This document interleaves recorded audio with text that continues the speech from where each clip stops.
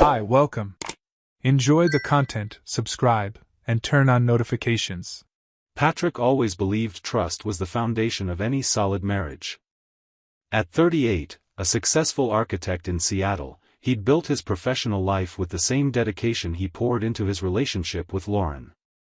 9 years of marriage that seemed unshakable, filled with intimacy, shared laughter, and future plans.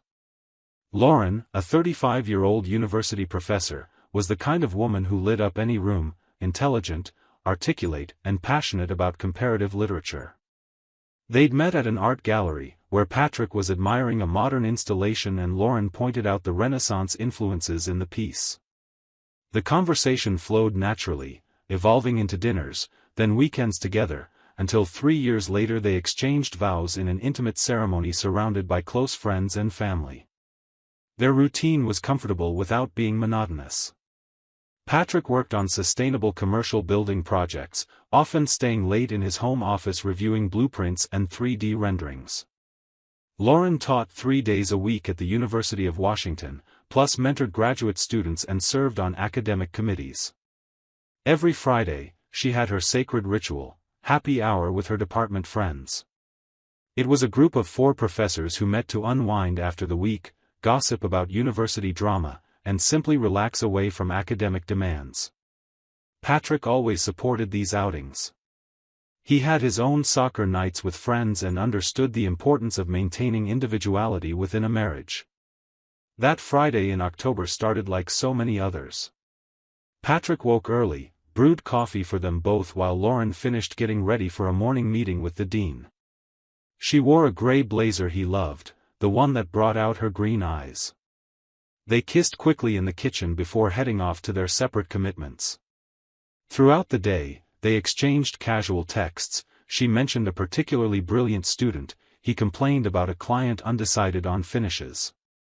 At 5:30 p.m., Lauren messaged that she'd be leaving straight from campus to meet her friends at their usual pub, probably getting home around 11 p.m. Patrick replied with a thumbs-up emoji and returned to focusing on a cultural center project due Monday. The night passed peacefully. Patrick ordered Thai food, put on some instrumental background music, and dove into the structural calculations for his project. It was nearly 9 p.m. when his phone buzzed with a message from Tyler. They'd been friends since architecture school, when they'd shared an apartment and survived on instant noodles and big dreams. Tyler had dropped out in his 3rd year, realizing his true passion lay in food and hospitality. Now, at 39, he managed a sophisticated pub in Pike Place Market, a place that blended rustic charm with modern touches, popular among young professionals and university professors. Tyler's message was brief: "Dude, I need to show you something." "Sorry." Patrick frowned, puzzled. Tyler wasn't the dramatic type. Before he could reply, a photo arrived. His phone screen lit up, showing the pub's interior. Patrick recognized the exposed wooden beams and vintage chandeliers Tyler took such pride in. But it wasn't the decor drawing his attention. In a secluded corner, at a 2-person table bathed in softer, more intimate lighting, sat Lauren. She wasn't with her friends. She was facing a man, and their body language was unmistakable. There was nothing casual or professional about their interaction. Their bodies leaned toward each other, his hand covering hers on the table, their knowing smiles, the kind Patrick knew well because they were the smiles she used to reserve just for him. The man Patrick recognized sent a shock through his chest like an icy blade. Owen Blackwell. Associate Dean at the University of Washington, 52 years old, married for over 2 decades, father of 3 adult children. Patrick had met him twice at university events and thought him overly pretentious, the kind of guy who acted as if his opinion was infallible. Lauren had always defended Owen, saying he was visionary, revolutionizing the university's administrative structure, working tirelessly for faculty. Another photo arrived. This one was closer. The angle suggested Tyler had discreetly moved for a better shot. Lauren and Owen were even nearer now, and then Patrick saw it, a kiss. Not a casual, accidental goodbye between colleagues. It was prolonged, deep, loaded with the familiarity that only comes from repetition. Owen's hand was at the nape of her neck, fingers tangled in the brown hair Patrick had combed that very morning. The apartment fell deathly silent. The instrumental music playing in the background suddenly sounded distant. Patrick looked at his computer screen, where the Cultural Center project awaited his attention, but the lines and shapes had lost all meaning. He reread Tyler's message, "Dude, I need to show you something. Sorry." He typed with fingers that felt like they belonged to someone else. "How long have they been there?" The reply came quickly, "They got here about 40 minutes ago. Ask Jenna to keep a low-key eye on them. Got more photos if you want. Sorry I have to do this, but you deserve to know. Send everything." Over the next 15 minutes, Patrick received 8 more photos. Each one was a meticulously documented stab to the chest. Lauren and Owen sharing a glass of red wine, probably that Merlot she loved so much. Their hands clasped on the table in absolute intimacy. Owen gently brushing a strand of hair from her face with practiced tenderness. Lauren laughing that genuine laugh, head thrown back, that always made Patrick's heart race, except now she was laughing for another man. The final photo showed something that made Patrick abruptly stand from his chair. They were leaving the pub, bodies pressed together as they walked down the sidewalk toward the Fairmont Olympic Hotel, just 2 blocks away. They just left. Headed to the Fairmont, Tyler confirmed via text. Patrick walked to the apartment window, gazing out at Seattle's indifferent city lights blinking through the night. 9 years. 9 years building something he believed was real, solid, unbreakable. How many Fridays had this been going on? While he worked, trusting blindly, Lauren was with Owen. Her department friends were just a convenient lie. How many times had she come home smelling of wine and another man's cologne while Patrick kissed her forehead and asked if she'd had fun? He checked the clock. 9:35 p.m. If her friend's story were true, Lauren would be home in 90 minutes. But where was she really now? In a hotel room with Owen, doing God knows what, while Owen's wife was probably at home, just as innocent as Patrick had been 15 minutes ago. He wouldn't wait until 11 p.m. He wouldn't be the fool sitting home while his wife cheated just a few miles away. He grabbed his car keys, wallet, and phone. Sent Tyler a message, "Thanks, man. I owe you. Big time." Tyler replied with just a flexed bicep emoji. The drive back to the apartment felt like it lasted both seconds and hours. Patrick parked in front of their building, an Art Deco 6-story with partial views of Elliott Bay. He went up to the 3rd floor, where their apartment was, theirs, technically still theirs, and waited. He didn't turn on all the lights, just the living room lamp, creating an atmosphere that somehow felt appropriate for what was coming. He sat on the gray sofa they'd picked out together at Pottery Barn, the one where they watched Sunday night shows, where they'd made plans to renovate the kitchen next year. It was 11:17 p.m. when he heard the key turning in the lock. Lauren walked in with that light smile of someone who'd had a pleasant night, tossing her purse on the entryway table. She wore a navy blue dress Patrick didn't recall seeing before, or maybe he just hadn't paid enough attention. She seemed genuinely surprised to find him in the living room instead of the office. "Hey, love. Still awake? Thought you'd be working later." Her voice was normal, casual, without a trace of guilt or nerves.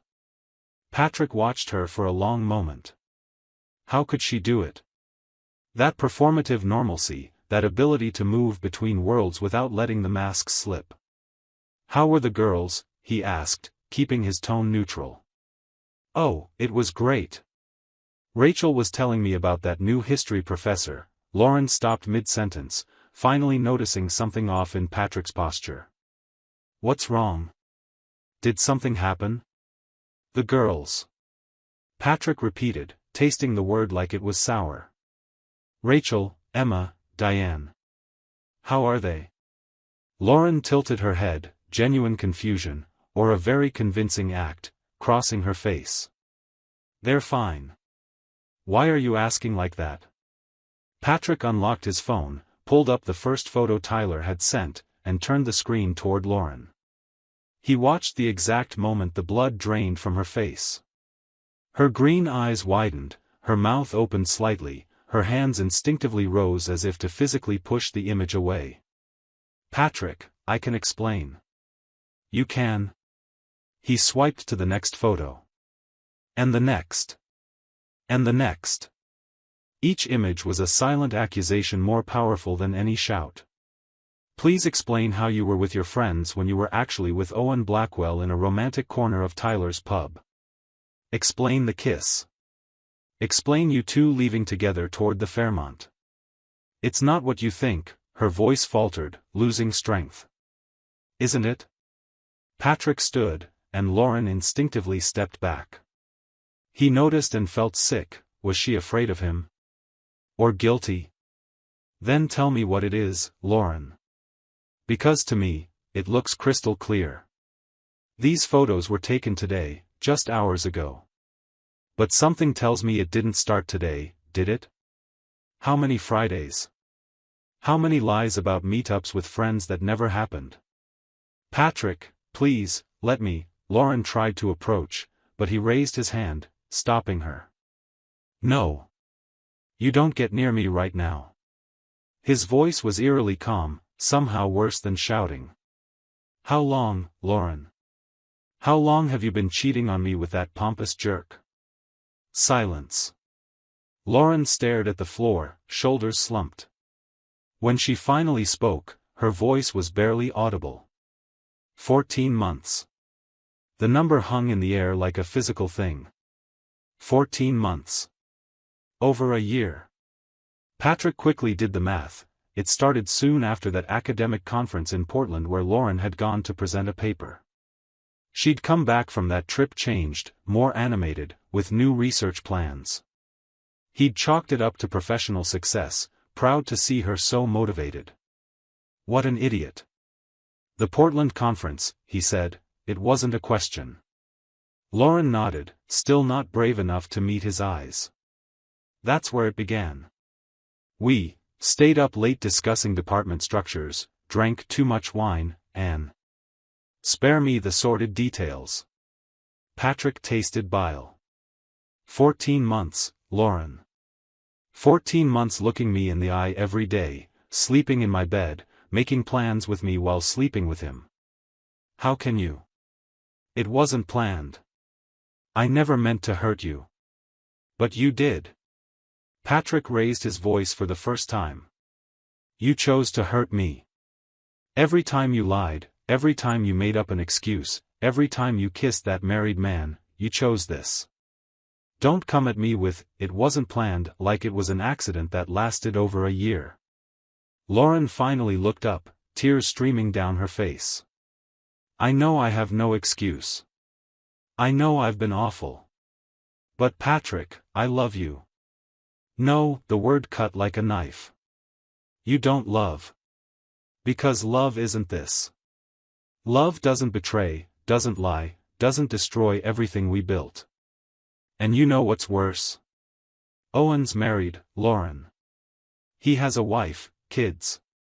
You've become the other woman, the one who breaks up families. That's who you are now. He said he's leaving her, Lauren started, but her voice died when she saw Patrick's expression. He said. Patrick laughed, but there was no humor in it. Of course he did. Let me guess, he told you he's unhappy in his marriage, his wife doesn't understand him, just waiting for the right moment. And you believed it?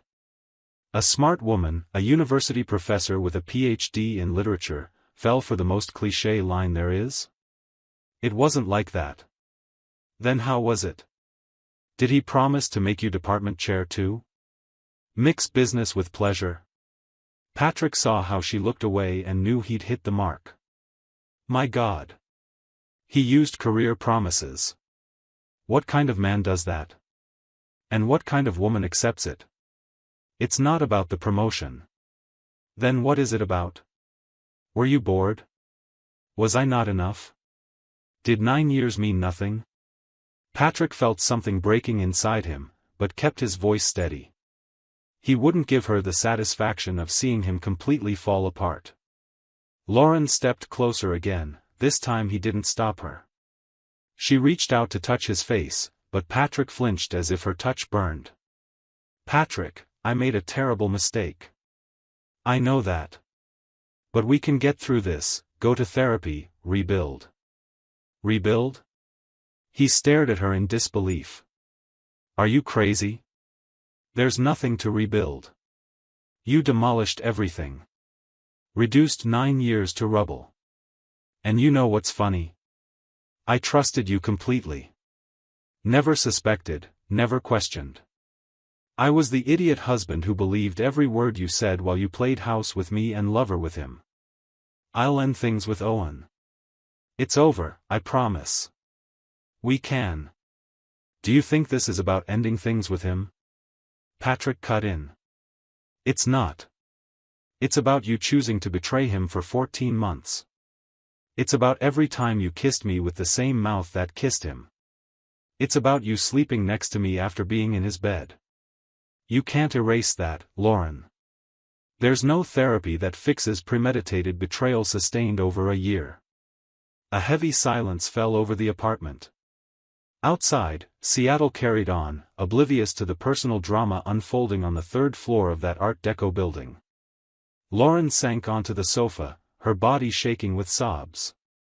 Patrick remained standing, watching the woman he loved, still loved, painfully, fall apart. But he felt something harden inside him. There was a line that, once crossed, made return impossible. And Lauren didn't just cross it, she danced on it for 14 months. "I want you to leave," he finally said, his voice cold and final. "Patrick, no. Now. Grab what you need for a few days and go. I'll sleep in the office with the door locked. Tomorrow you come back when I'm not here and get more things. Monday, I'll talk to a lawyer. You can't kick me out of my own home." "Our home," Patrick corrected. "The one you chose to destroy. So yes, I'm asking you to leave. If you won't go voluntarily, I'll leave and get a hotel. But I won't share a roof with you tonight. Not after what you've done." Lauren stood shakily, wiping her face with trembling hands. She grabbed her purse and some clothes from the bedroom closet while Patrick waited rigidly in the living room. When she returned with a small suitcase, she stopped at the door and tried one last time. "Patrick, please. Don't throw everything away like this. We can." "I didn't throw anything away, Lauren. You did. You and your choices. Now live with them." The door closed softly behind her, the click echoing like thunder. Patrick stood alone in the middle of the empty living room, surrounded by memories that now felt contaminated. Every photo on the wall, every object they'd chosen together, every corner of that apartment was stained by betrayal. Finally, he allowed himself to collapse onto the sofa and let reality hit him full force. 9 years. 14 months of lies. All reduced to rubble in one night because a loyal friend decided truth mattered more than comfort. Patrick grabbed his phone and sent Tyler another message. She confessed. "Thanks for saving me from living a lie." Then he called another friend, Marcus, a divorce attorney. He left a message asking to meet first thing Monday. There was a lot to do: asset division, paperwork, legally undoing what Lauren had emotionally undone. But that night, Patrick simply sat in the dark, processing the end of an era and the painful beginning of another. He didn't know it yet, but this would be the last night he'd feel like a victim. Starting Monday, he would take full control. And Owen Blackwell would learn that destroying someone else's marriage came with consequences his privileged position couldn't shield him from. The weekend passed in a surreal haze. Patrick didn't answer Lauren's calls and temporarily blocked her number for peace of mind. He spent Saturday gathering documents, marriage certificate, bank statements, property deeds. He discovered things he'd overlooked because he'd trusted blindly: regular weekly cash withdrawals Lauren made every Thursday. Probably to pay for hotels or dinners where credit cards would leave a trail. Strange expenses labeled academic materials that now took on sinister meaning. At 9 a.m. Monday, Patrick was in Marcus's office, laying all the documentation on the table. Marcus was meticulous, known for being relentless but fair. He listened silently, taking notes, occasionally asking for clarification. "Do you want to go aggressive or seek a settlement?" Marcus finally asked. "I want justice," Patrick replied without hesitation. "And I want Owen Blackwell to know there are consequences." Marcus nodded. Washington is a community property state, so assets are split 50-50 by default. But proven infidelity can influence the judge, depending on how we present it. The photos you have are gold. I'll draft the initial petition this week. "There's one more thing," Patrick said. "Owen's wife. She deserves to know. Technically that's not my area, but I can suggest a discreet way to inform her. Or you could do it yourself." Patrick thought for a moment. Caroline Blackwell. He'd seen her once at a university gala, an elegant woman, probably early 50s, stylish gray hair, genuine smile as she supported her husband. Completely unaware that same husband was cheating on her with a subordinate at work. "I'll do it myself," he decided. She deserves to hear it from a person, not an anonymous message. It took Patrick 2 days to gather the courage and find her contact information. He learned Caroline was a retired corporate lawyer now devoting her time to historic preservation nonprofits. On Wednesday afternoon, he met her at a cafe in Capitol Hill, neutral and public enough for a difficult conversation. Caroline arrived on time, clearly confused to see a man she didn't recognize. "Patrick," she confirmed, extending her hand politely. "Your message was vague but urgent. Do we know each other?" "Briefly, at a university event about 2 years ago. I'm married to Lauren Hayes, professor in the literature department." Patrick paused, watching recognition dawn in her eyes. "Was married, more precisely." Something shifted in Caroline's expression. Her politeness remained, but caution crept in. "I see. And this concerns me because..." Patrick hadn't planned on beating around the bush. He pulled his tablet from his bag, opened the first photo, and slid it across the table. "Because my wife has been having an affair with your husband for 14 months. And I thought you deserved to know before everyone at the university found out." He watched Caroline pale as she processed the image. Patrick slid more photos across, each one chronologically documenting the betrayal. To her credit, Caroline didn't cry or have a public breakdown. She just went very, very quiet, studying each image with a lawyer's eye for evidence. "How long have you known?" she finally asked, her voice controlled. "Since last Friday. A friend works at the pub where they met. And you're telling me because..." "Because no one deserves to be the clueless fool. I was for 14 months. I won't let you be too, not even one more day." Patrick met her eyes, saw reflected pain he knew intimately. "And because Owen was using promises of academic promotion to keep Lauren hooked. He's a predator, not a passionate lover. You deserve to know who your husband really is." Caroline closed her eyes briefly. When she reopened them, there was a determination that hadn't been there before. "Thank you. I know this wasn't easy to do. Most people wouldn't.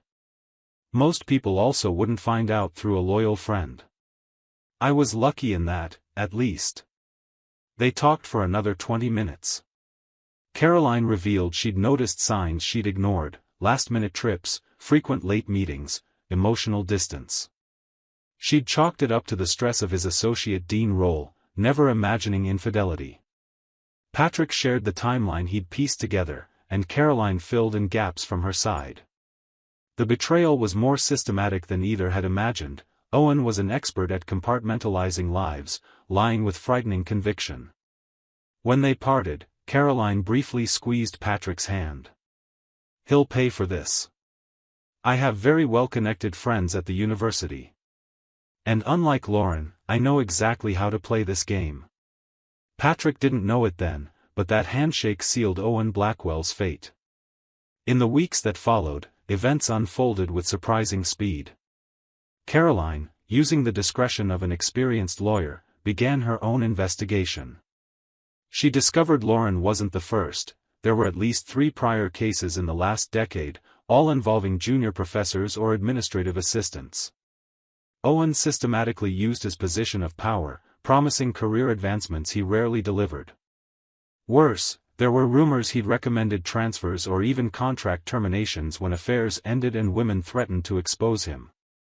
Caroline compiled it all into a devastating dossier and handed it directly to the university president, bypassing Owen entirely in the hierarchy.